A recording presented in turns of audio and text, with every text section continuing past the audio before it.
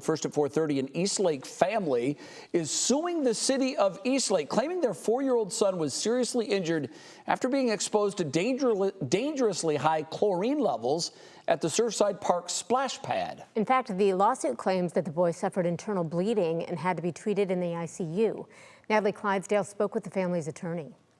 They went there anticipating that this was going to be a fun experience, that this was going to be a part of their summer. And instead, their summer's ruined. Jedidiah Bressman represents an Eastlake family that filed this lawsuit against the city, claiming their 4-year-old son became critically ill after being exposed to excessive chlorine at the Surfside Park splash pad in June. That they don't want this to happen to anybody else. The lawsuit points to a June 2nd inspection when it says the Lake County General Health District found chlorine levels high enough to be considered an imminent health hazard. That number is over twice the amount that the CDC and the Model Aquatic Health Code states as an imminent health threat to anyone who is in that area. The complaint says the splash pad opened to the public the next day, and the family's son visited on June 4th when he allegedly ingested the water. The following morning, the lawsuit says he developed a fever and severe stomach pain.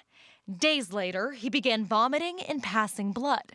He was rushed to a hospital where he was admitted to the ICU and later transferred to Cleveland Clinic's main campus. The lawsuit says doctors diagnosed him with an upper gastrointestinal bleed, gastritis, and anemia from acute blood loss. It also claims his doctor linked those injuries to chlorine exposure. There is still some lingering issues that the child and the family are going through. Bressman argues the splash pad should not have opened to the public until the chlorine levels were safe.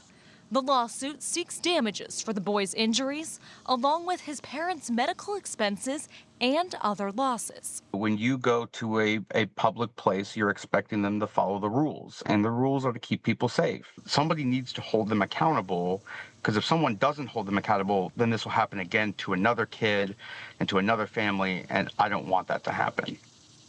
The City of Eastlake's law director sent us a statement this afternoon saying, quote, "The city's most important reaction to the lawsuit is that everyone here wishes the family well." He also says the city is investigating the allegations in the complaint. Christy. All right, Natalie, thank you. Appreciate that.